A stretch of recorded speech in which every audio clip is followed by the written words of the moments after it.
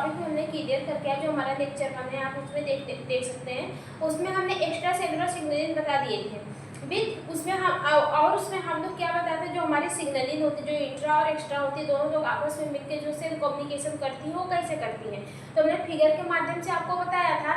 तो उसमें हम एक्स्ट्रा सेलुलर सिग्नलिंग कंप्लीट किए थे और क्या किए थे, और सेल कम्युनिकेशन मतलब सिग्नलिंग जो होता है हमारा एक्स्ट्रा से इंट्रा में वो कैसे होता है, ठीक है, फिगर के थ्रू हमने एक्सप्लेन किया था।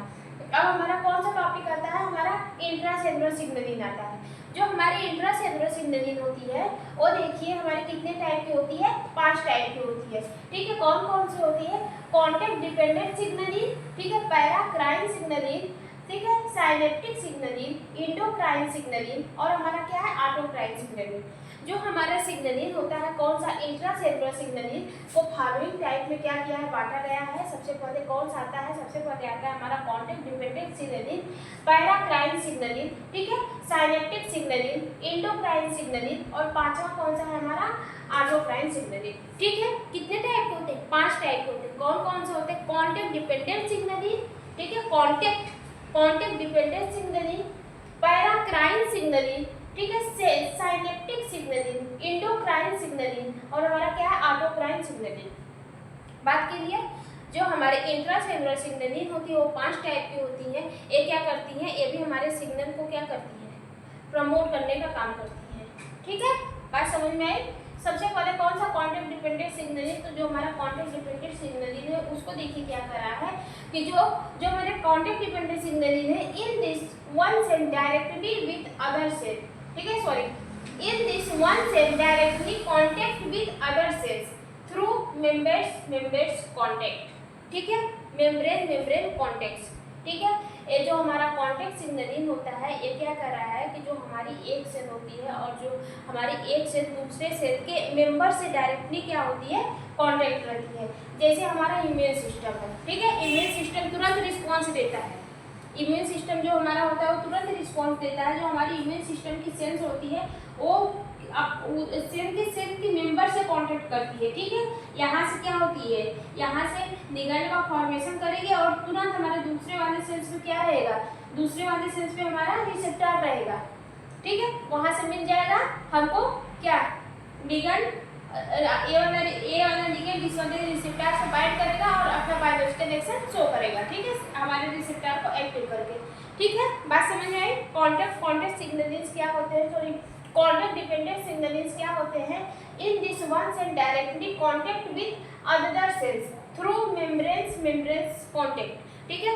इसमें क्या होता है, जो हमारे कॉन्टेक्ट सिग्नलिंग होती है वो एक सेल और हमारी जो दूसरी सेल होती है वो दोनों आपस में कॉन्टेक्ट रहती है, लेकिन किसके थ्रू रहती है, जो हमारी मेम्ब्रेन्स रहती है उसके वन सेल के मेम्ब्रेन से हमारा लिगैंड का सिक्रीशन होगा, दूसरे सेल के मेम्ब्रेन्स पे हमारा रिसेप्टर पाया जाएगा। जब हमारा एक्स्ट्रा, ये देखिए ये हमारा जो लिगैंड है ये हमारा कौन सा, एक्स्ट्रा सेलुलर सिग्नलिंग से होगा ना, ठीक है, और ये हमारा क्या होगा, इंट्रा सेलुलर सिग्नलिंग से जब बाइंड करेगा तो हमारा यहाँ पे फार्माकोलॉजिकल एक्शन फिर हमारा बायोलॉजिकल एक्शन शो करेगा, ठीक है। और फिर हमारा दूसरा क्या है, पैराक्राइन सिग्नलिंग। पैराक्राइन सिग्नलिंग में देखिए क्या होता है, in this target cell is very close signalling cell and communicate others by near cell, ठीक है। इसमें जो हमारी टारगेट सेल होती है, हम बताए थे कि जो हमारी सेल्स होती है, जो हमारी सेल सिग्नलिंग्स होती है वो 2 टाइप की होती हैं, ठीक है। कौन कौन सा होता है, एक हमारा होता है एक्स्ट्रा सेलुलर सिग्नलिंग और हमारा होता है intra cellular signalling. Extra cellular signalling से हमारा क्या होता है, लिगैंड या फिर सिग्नल का फॉर्मेशन होता है। इंट्रा सेलुलर सिग्नलिंग में रिसेप्टर पाया जाता है, वो क्या करेगा, वो बाइंड करेगा, बाइंड करने के बाद अपना फार्माकोलॉजिकल एक्शन शो करेगा। तो वही इसमें बोल रहा है कि जो हमारी टारगेट सेल होती है, जहाँ पे हमको प्रॉब्लम हो रही है, वो हमारी क्या टारगेट सेल हमारा नियर बाय सेल से, अपने आसपास के सेल से क्या करेगी, कम्युनिकेट करने की कोशिश करेगी अपने आसपास के सेल से। देखिए हमारी सेल्स ए है, हमारी सेल्स बी है। जो हमारी सेल्स ए है वो हमारी सिग्नलिंग सेल है, इसमें से क्या करेगा, मैसेजेस निकलेगा और हमारी टारगेट सेल क्या होगा, उसी के आस में रहेगी, उसी के आसपास में रहेगी। तो यहाँ पे हमारा क्या पाएगा, रिसेप्टर पाया जाएगा।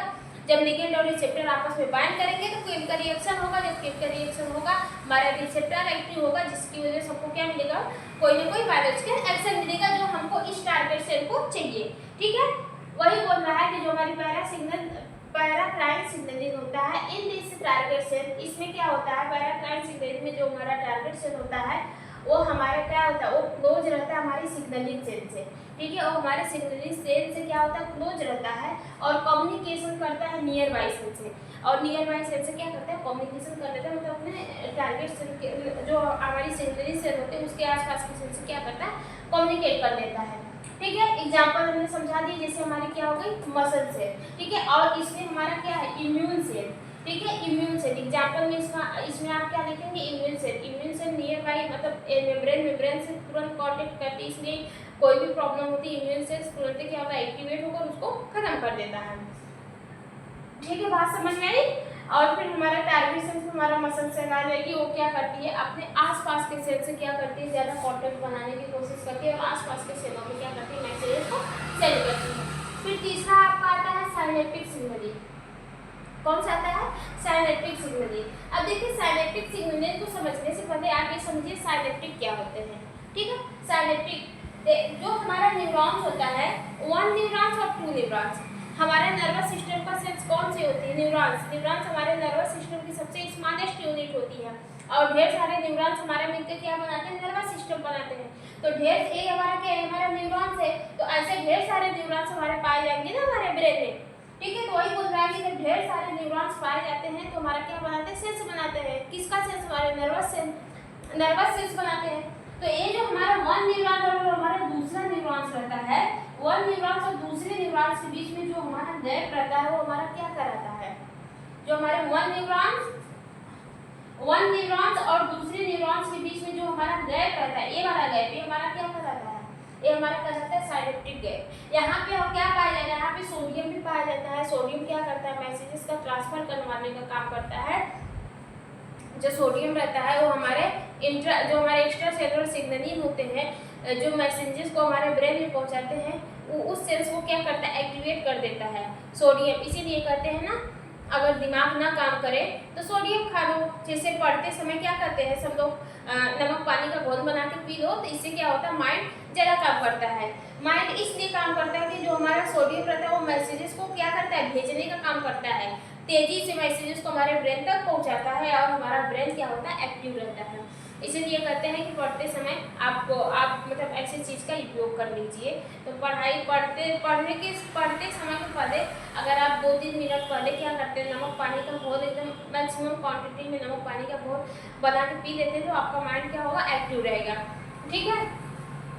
तो साइनेप्टिक गैप क्या होगा, इसको हटा दीजिए। हमारी क्या है, हमारी सेल्स है, हमारा क्या है, सिग्नलिंग सेल्स है। आज हमारी सेल बॉडी है, ठीक है, न्यूरॉन्स की सेल बॉडी है। ये क्या करेगी, ये सिग्नल को क्या करेगी, सिक्रीट करेगी, कोई भी लिगैंड वगैरह सिक्रीट करेगी। ये लिगैंड हमारे टारगेट सेल के रिसेप्टर से बाइंड होंगे और एक्टिव हो जाएंगे, तो हमारा क्या मिलेगा, तो केमिकल रिएक्शन शो करेंगे। केमिकल रिएक्शन से हमारे ये जो रिसेप्टर होगा वो एक्टिव हो जाएगा। एक्टिव होने के बाद हमारा बायोलॉजिकल रिएक्शन देगा, ठीक है, जो हमारे सेल को चाहिए। तो साइनेप्टिक गैप जब 2 न्यूरॉन्स के बीच में जो हमारा गैप पाया जाता है उसको हम लोग क्या बोलते हैं, साइनेप्टिक गैप बोलते हैं, ठीक है। बात समझ में आई।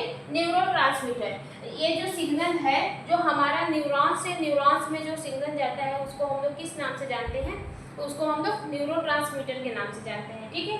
जो हमारा न्यूरॉन से जैसे एक न्यूरॉन्स अब सिग्नल को सेंड करेगा दूसरे न्यूरॉन्स में, ठीक है, दूसरा न्यूरॉन सिग्नल को सेंड करेगा तीसरे न्यूरॉन्स में। तो जो न्यूरॉन्स में जो सिग्नल सेंड हो रहा है वो हमारा क्या कहलाता है, हमारा न्यूरोट्रांसमीटर कहलाता है।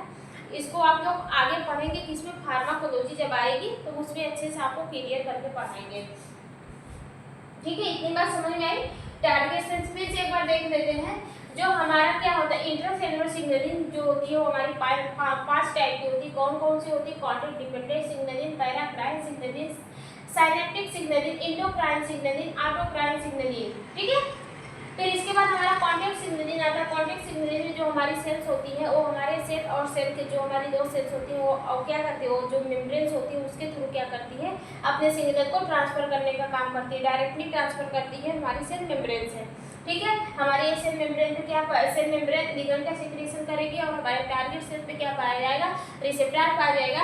जब हमारी सिग्नलिंग सेल्स क्या करेगी, सिग्नल को क्या करेगी, प्रोड्यूस करेगी, मतलब लिगैंड के थ्रू प्रोड्यूस करेगी। वो लिगैंड हमारा टारगेट सेल के रिसेप्टर से बाइंड करेगा, एक्शन करेगा, केमिकल रिएक्शन होगा, जिससे हमारा क्या करेगा, जो हमारा रिसेप्टर रहेगा वो एक्टिव होगा और हमको क्या देगा, फार्माकोलॉजिकल रिएक्शन या फिर बायोलॉजिकल रिएक्शन देगा।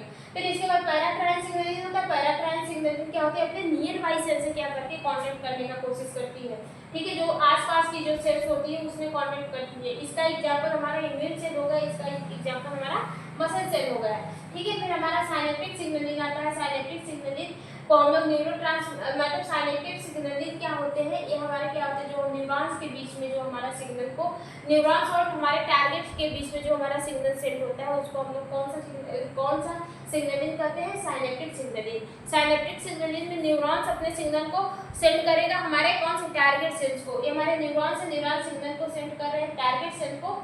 जो न्यूरॉन सिग्नल को सेंड करते हैं टारगेट सेल को, उस प्रोसेस को हम लोग क्या कहते हैं, न्यूरोट्रांसमीटर कहते हैं। न्यूरोट्रांसमीटर एक ऐसी प्रोसेस होती है जहाँ पे न्यूरॉन्स और न्यूरॉन्स आपस में क्या करते हैं, सिग्नल को सेंड करते हैं, किसको, अपने टारगेट सेल को, ठीक है। बात समझ में आई।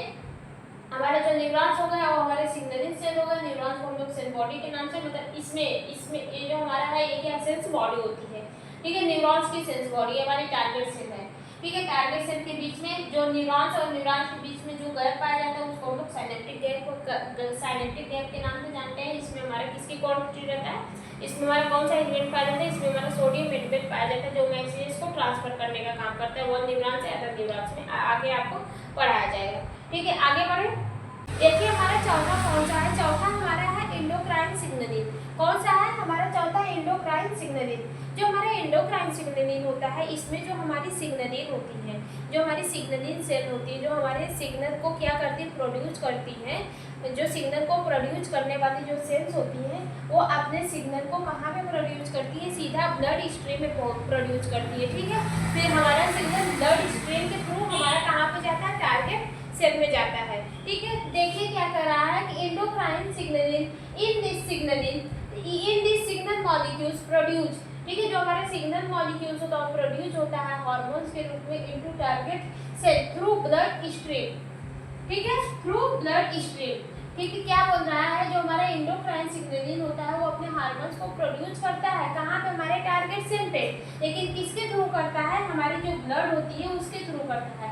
ये देखिए ये हमारे क्या है, ये हमारी सिग्नलिंग सेल है। कौन सी है, सिग्नलिंग सेल, सिग्नलिंग सेल है, ठीक है। सिग्नलिंग सेल है तो ये हमारी कौन सी सिग्नलिंग सेल है, हमारी एंडोक्राइन सिग्नलिंग सेल है। कौन सी है, एंडोक्राइन सिग्नलिंग सेल, क्योंकि जो हमारी एंडोक्राइन ग्लैंड होती है उसमें से हमारा किसका सिक्रीशन होता है, उसमें से हार्मोन्स का सिक्रीशन होता है।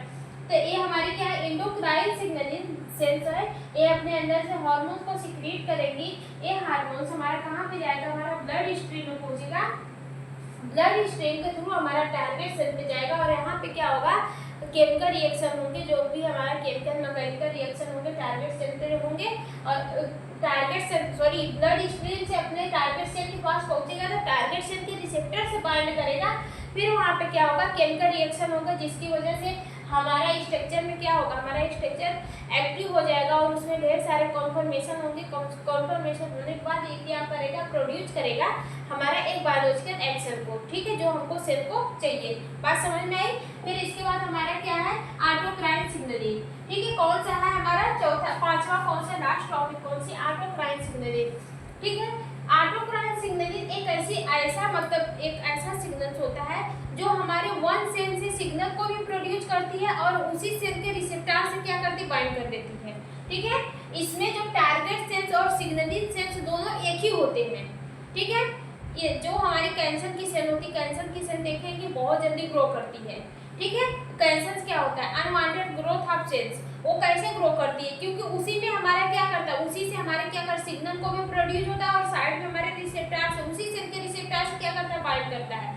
सिग्नलिंग और टारगेट सेल्स जो होते हैं हमारे एक ही सेल में पाए जाते हैं।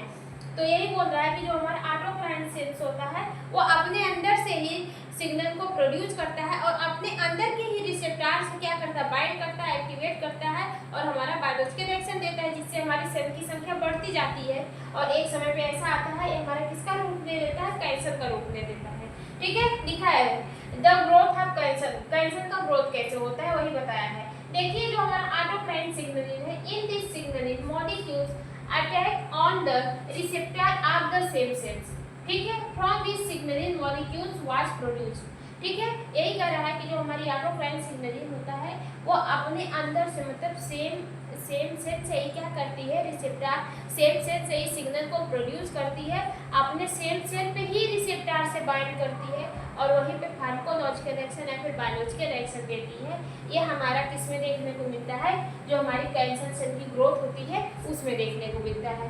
ठीक है, बात समझ में आई। ये हमारी सेल्स है, यहाँ से एक ही सेल से यहाँ पे क्या होती है, सिग्नल को सिक्रीट कर रही है। यही सिग्नल हमारा क्या होगा, उसी सेल के टारगेट से बाइंड करेगा। बाइंड करने के बाद क्या करेगा, रिसेप्टर को एक्टिव करेगा, फार्माकोलॉजिकल एक्शन हमको मिलेगा। कब, जब हमारे रिसेप्टर में कन्फर्मेशन होगा। कन्फर्मेशन मतलब रिसेप्टर का स्ट्रक्चर को चेंज करना। ठीक है, जब कन्फर्मेशन होगा रिसेप्टर अपने स्ट्रक्चर को चेंज करेगा, एक्टिवेट करेगा, ढेर सारे केमिकल रिएक्शन होंगे। इसके बाद हमको क्या प्रोड्यूस होगा, तब जाके हमको मिलेगा बायोलॉजिकल एक्शन। ठीक है, बात समझ में आई। एंडोक्राइन सिग्नलिंग क्या होते हैं और ऑटोक्राइन सिग्नलिंग क्या होते हैं। ठीक है, एंडोक्राइन सिग्नलिंग जो होती है, देखिए जो हमारी एंडोक्राइन सिग्नलिंग होती है वो क्या करती है, वो अपने सिग्नल को ब्लड के थ्रू पहुंचाती है हमारे टारगेट सेल में। ठीक है, इसमें जो हमारी सिग्नलिंग होती है वो हमारी कौन सी ग्लैंड होती है, वो हमारी एंडोक्राइन ग्लैंड होती है। एंडोक्राइन ग्लैंड हार्मोन का सिक्रीशन करती है। वो हार्मोन्स हमारे ब्लड के थ्रू हमारे टारगेट सेल पे पहुंचते हैं, तो वहाँ पे कॉन्फर्मेशन होता है हमारे रिसेप्टर का, फिर जाके हमको प्रोड्यूस होता है कौन सा, हमको बायोलॉजिकल एक्शन प्रोड्यूस होता है जो हमारे सेल को चाहिए। फिर इसके बाद ऑटोक्राइन सिग्नलिंग ऐसा होता है जो वन रिसेप्टर से, एक ही रिसेप्टर पे सारी प्रोसेस हो जाएगी। एक ही रिसेप्टर से हमको क्या होगा, एक ही रिसेप्टर से हमको लिगेंड का भी सिक्रीशन होगा, फिर उसी रिसेप्टर से लिगेंड हमारा क्या करेगा, बाइंड कर देगा। यहाँ से सिक्रीट हो रहा है, यहाँ पे बाइंड कर रहा है, और इसके कारण हमारे सेल की क्या होती है, बहुत जल्दी ग्रोथ होती है। और ये हमारे किस में देखने को मिलता है, कैंसर के सेल में देखने को मिलता है। ठीक है, आज के लिए है, आज की जो टॉपिक है हमारी सेल कम्युनिकेशन वो कंप्लीट।